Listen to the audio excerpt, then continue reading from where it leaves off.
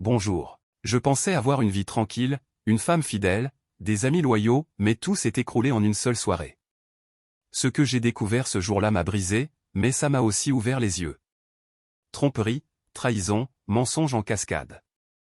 Même vos proches peuvent cacher les pires secrets. Comment j'ai découvert la vérité? Comment j'ai retourné la situation contre ceux qui voulaient me détruire? Croyez-moi, vous ne voulez pas manquer cette histoire. Tout commence ici. Un soir ordinaire à Paris, dans un petit appartement du 15 arrondissement, Vincent attendait ses 3 meilleurs amis. Il avait préparé des snacks, ouvert une bonne bouteille de vin rouge, et fixé le plafond en pensant à ce qu'il allait leur dire. Ce soir, rien ne serait comme avant. Pierre arriva le premier, ponctuel comme d'habitude, une bière à la main. Il entra avec son sourire habituel. « Alors, Vincent, soirée spéciale ou toujours les mêmes potins ?» demanda-t-il en riant. Jean et Marc arrivèrent peu après, plaisantant sur le trafic infernal. La conversation commença doucement, mais Vincent ne pouvait plus attendre. Son cœur battait si fort qu'il avait l'impression qu'il pouvait l'entendre. « Les gars, il faut que je vous dise quelque chose » lâcha-t-il finalement, la voix tremblante. Le silence tomba dans la pièce. Il savait que ce n'était pas une conversation banale. « Isabelle, elle me trompe. » Ces mots s'écrasèrent comme une enclume. Les regards se croisèrent, des sourcils se froncèrent, mais personne ne parla.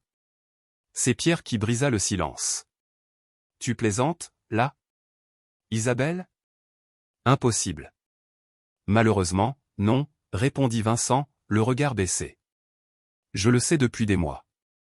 Et ce n'est pas qu'un écart, c'est avec un gars, David, depuis longtemps. L'incrédulité fit place à la colère. Jean, d'habitude le plus calme, serra les poings. Comment tu l'as su, demanda-t-il. Vincent sortit des photos, des captures de messages. J'ai engagé un détective privé. Puis, il laissa tomber une bombe encore plus grosse. Le pire, c'est que vos femmes savaient. Elles ont couvert Isabelle. Marc se leva brusquement. Quoi? Nos femmes? L'ambiance s'alourdit. Vincent expliqua tout, les mensonges, les alibis, la complicité. La trahison collective les laissait abasourdis. Pierre posa la question qui les obsédait tous. Et toi, tu comptes faire quoi maintenant? Vincent soupira profondément. Je vais demander le divorce.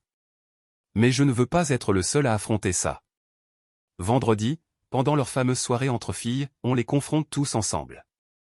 L'idée fit son chemin, et même si les visages trahissaient la peur, personne ne recula. Le vendredi soir arriva plus vite qu'il ne l'avait anticipé. Vincent, Pierre, Jean et Marc s'étaient réunis dans une voiture stationnée à quelques mètres d'une petite maison de campagne en périphérie de Paris. C'était là que leurs femmes organisaient leur fameuse soirée entre filles. Marc vérifia nerveusement sa montre. Elle devrait être là d'ici peu. Jean, d'ordinaire jovial, était tendu. On entre 5 minutes après leur arrivée, décréta Vincent, son regard fixé sur l'entrée de la maison.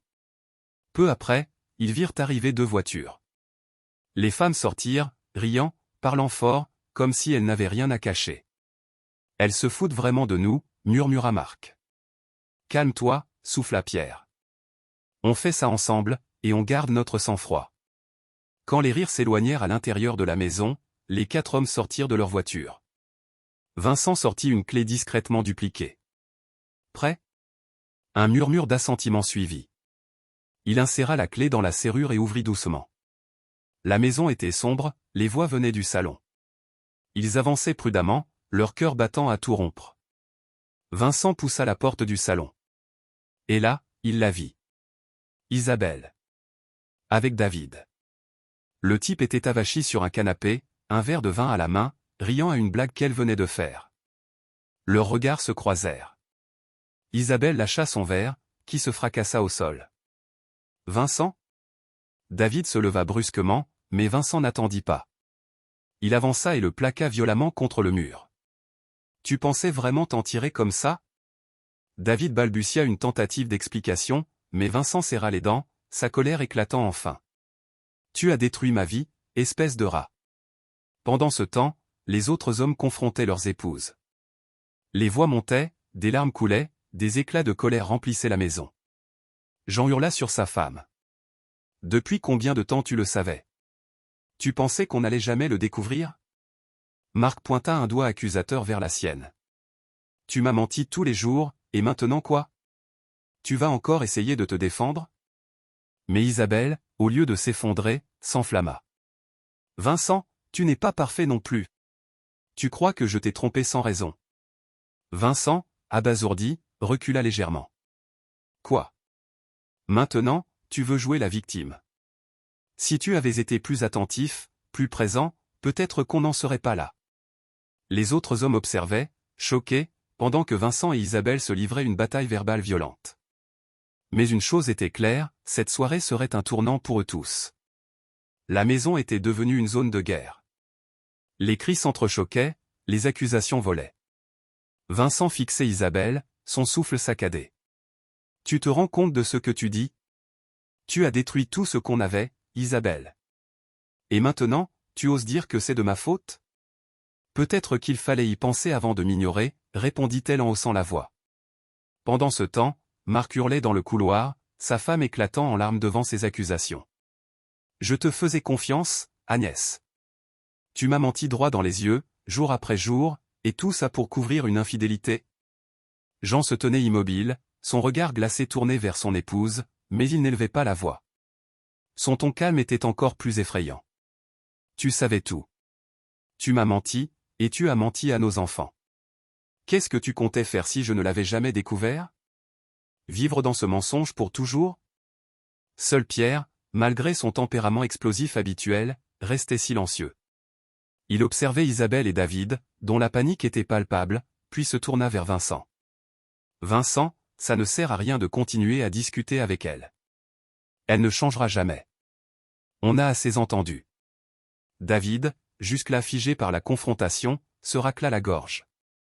Écoutez, je ne voulais pas que ça arrive comme ça. Vincent éclata de rire, un rire amer. Toi, tu n'as rien voulu, hein? Juste détruire ma famille, peut-être? David leva les mains comme pour apaiser la situation, mais Vincent avança d'un pas. Pierre intervint, posant une main ferme sur son épaule. Laisse tomber. Il ne vaut pas la peine. Isabelle, elle, ne reculez pas. Alors quoi, Vincent? Tu veux te donner en spectacle? Tu es parfait pour jouer la victime, mais regarde-toi, tu ne vaux pas mieux. Moi. Hurla Vincent, incapable de contenir sa rage. Tu es une manipulatrice, Isabelle. Une menteuse. Et tu sais quoi? J'en ai fini avec toi. Tu peux continuer avec David, ou avec qui tu veux, mais moi, je ne vais plus perdre une seconde à essayer de comprendre pourquoi tu es devenu comme ça. Un silence pesant s'abattit sur la pièce. Personne ne bougea. Vincent lança un dernier regard à ses amis. On s'en va. Il n'y a plus rien à dire. Les hommes quittèrent la maison, leurs visages marqués par une colère et une tristesse qu'ils tentaient de dissimuler. Dans la voiture, le silence régnait. Ce qu'ils venaient de vivre était plus qu'une simple trahison. C'était une implosion de tout ce qu'ils pensaient être solide. Jean brisa finalement le silence. Et maintenant? Vincent passa une main tremblante sur son visage. Maintenant, on passe à l'étape suivante. J'ai préparé les papiers de divorce. Chacun de nous devra décider, mais moi, c'est clair. C'est fini. Marc regarda par la fenêtre, les mâchoires serrées. Je veux que ça se termine aussi. Mais elles vont pas se laisser faire. Non, répondit Pierre calmement. Mais on a les preuves. Et on va se battre. Vincent serra le volant, fixant la route devant lui. Ce n'est que le début. Au matin, Vincent se réveilla dans son appartement vidé d'émotions. Isabelle n'était plus là. Elle avait quitté les lieux après la confrontation, ne laissant derrière elle qu'un silence glacial. Vincent fixa le plafond, la tête lourde. Il se leva finalement, se dirigea vers la salle de bain, et se fixa dans le miroir. Ses yeux rougis reflétaient un homme fatigué, mais déterminé. Il se prépara rapidement et partit chez ses parents, où Emma, sa fille, passait le week-end. Il avait tenu à l'éloigner du tumulte de la veille. En arrivant, il la vit jouer dans le jardin, insouciante. Ses éclats de rire brisèrent momentanément le poids qui pesait sur ses épaules. « Papa !» cria Emma en courant vers lui. Il la prit dans ses bras, la serrant contre lui avec une tendresse fébrile. Ça va, ma puce? Tu t'es bien amusée? Oui. Mamie m'a fait des crêpes. Tu en veux? Vincent sourit malgré lui. Bien sûr, mais d'abord, tu sais quoi? On va au parc. Oui. S'écria-t-elle, excitée. Chaque moment passé avec Emma lui rappelait pourquoi il se battait. Sa fille méritait un père aimant, et il ne laisserait jamais Isabelle l'utiliser comme une arme dans cette guerre. Plus tard, dans l'après-midi, Vincent retrouva Pierre, Jean et Marc dans un café. L'ambiance était lourde, chaque homme semblait perdu dans ses pensées. C'était Jean qui brisa le silence. Alors, on fait quoi maintenant? Pierre posa sa tasse de café. Moi, j'ai parlé à un avocat ce matin. Je vais demander le divorce. Je ne peux pas continuer comme ça. Moi aussi, répondit Marc en soupirant. Agnès a dépassé les limites. Jean regarda Vincent. Et toi? Vincent hésita un instant, puis sortit un dossier de son sac. J'ai déjà tout préparé. Les papiers de divorce sont prêts. Je voulais vous montrer ça parce que je pense qu'on doit affronter ça ensemble. Il déposa plusieurs copies sur la table. Vous pouvez les utiliser si vous voulez. Nos situations sont différentes, mais une chose est sûre, elles ont joué avec nous. Un silence s'installa. Pierre, après avoir feuilleté les documents, leva les yeux. Elle pense qu'on va se contenter de subir. Mais elle se trompe. Jean hocha lentement la tête. Ça va être une guerre. Vincent acquiesça. Oui. Et elles vont tout faire pour nous faire craquer. Il posa les coudes sur la table, son regard durci. Isabelle va probablement essayer de prendre Emma. Je ne peux pas la laisser faire. Marc serra les poings. Agnès manipule déjà nos enfants. Elle leur dit que je suis un père absent, que je ne m'occupe pas d'eux. Pierre posa une main rassurante sur l'épaule de Vincent. On va se battre ensemble. On ne les laissera pas gagner. Ils se fixèrent en silence, unis par une douleur commune, mais aussi par une détermination farouche. Les jours suivants furent marqués par une tension croissante.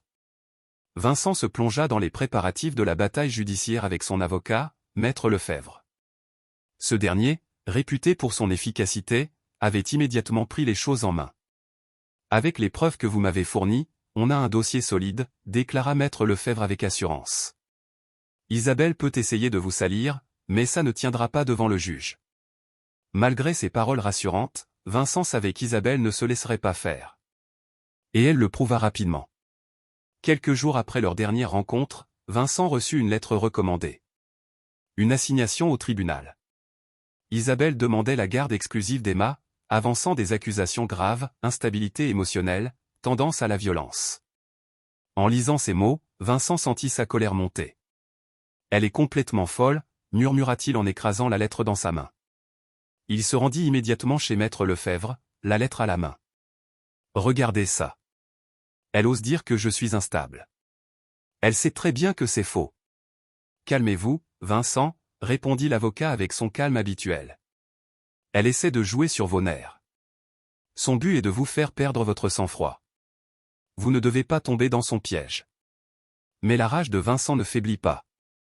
Il savait que ces accusations étaient un coup bas, mais l'idée qu'elle puisse convaincre un juge l'angoissait profondément.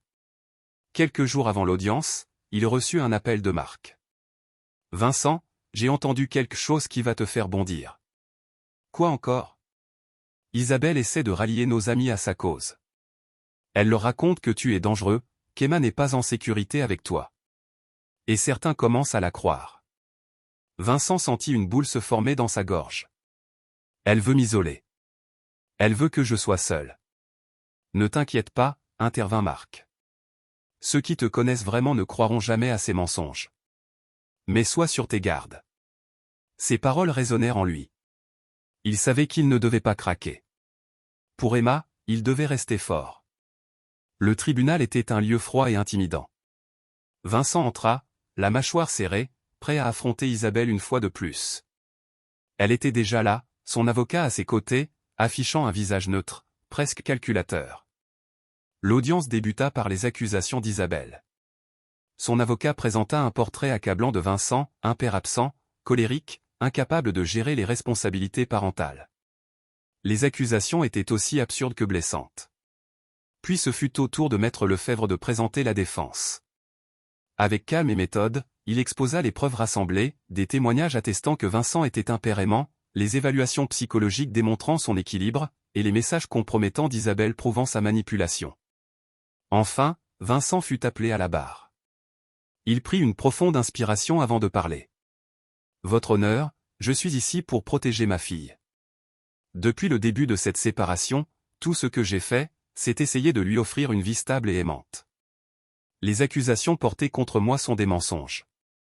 Je ne suis pas un homme parfait, mais je suis un père dévoué. Emma est ma priorité. » Il termina son discours, le regard fixé sur le juge. Le silence qui suivit était lourd de tension. Après plusieurs heures de délibération, le juge rendit son verdict.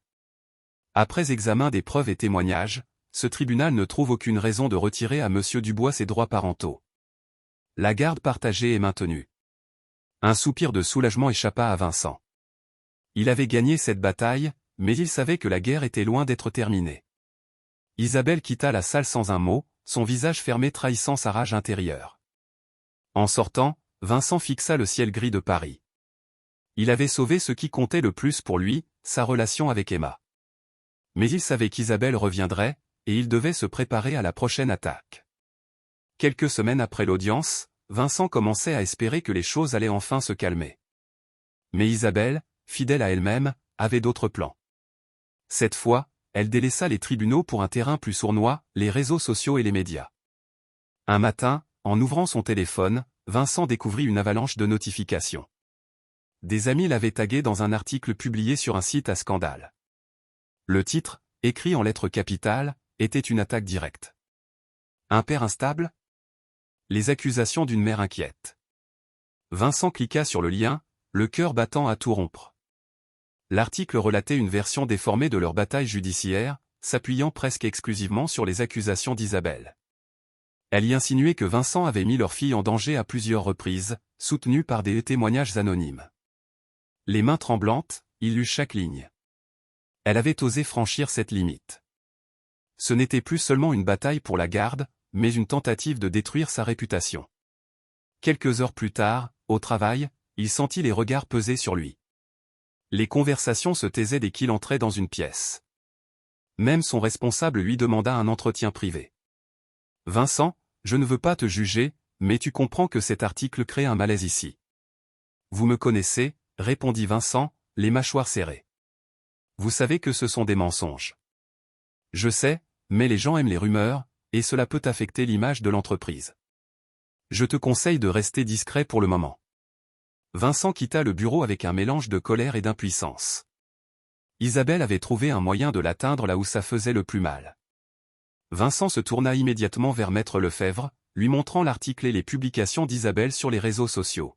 « Elle essaie de me détruire publiquement. Que puis-je faire ?» L'avocat hocha la tête, grave. « Elle joue un jeu dangereux. Si elle a donné des interviews et mentionné votre nom, c'est une attaque en diffamation. Nous pouvons agir, mais il faut être stratégique. » Quelques jours plus tard, un coup de théâtre se produisit, Isabelle donna une interview à une chaîne locale, où elle accusa directement Vincent de comportement négligent et violent. « C'est notre chance, » déclara Maître Lefebvre. « Elle vient de commettre une grave erreur en vous nommant explicitement. » Ils préparèrent rapidement un dossier de plainte pour diffamation, rassemblant toutes les preuves de ses déclarations publiques. Cette fois, ce n'était plus Vincent qui était sur la défensive. Isabelle allait devoir justifier ses mensonges devant la justice. Lors de la première audience pour la plainte en diffamation, Vincent se présenta au tribunal avec un mélange d'appréhension et de soulagement. Cette fois, il n'était plus accusé, il attaquait. Maître Lefebvre exposa méthodiquement la campagne de dénigrement qu'Isabelle avait menée. Les interviews, les articles, les publications, tout était utilisé comme preuve. Isabelle et son avocat tentèrent de minimiser les faits, prétendant qu'elle exprimait simplement son inquiétude en tant que mère. Mais les preuves étaient accablantes. Après des heures de débat, le juge prononça sa décision.